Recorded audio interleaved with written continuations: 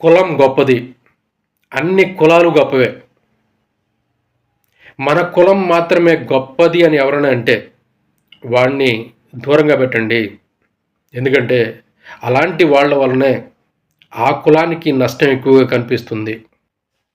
వేమన చిన్న పొరపాటు చేశాడు. కులానికి ఒక్కడు మాత్రమే గుణవంతుడుండున కులము వెలుగు వాడి గుణము చేత అన్నాడు. ఇదే పెద్ద ప్రాబ్లం అయింది.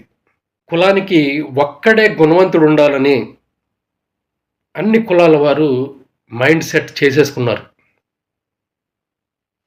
కులానికి 10 మంది లేదా 100 మంది లేదా 1000 మంది గుణవంతులు, ధైర్యవంతులు, సాహసవంతులు, జ్ఞానవంతులు ఉంటే తప్ప వేమన గారు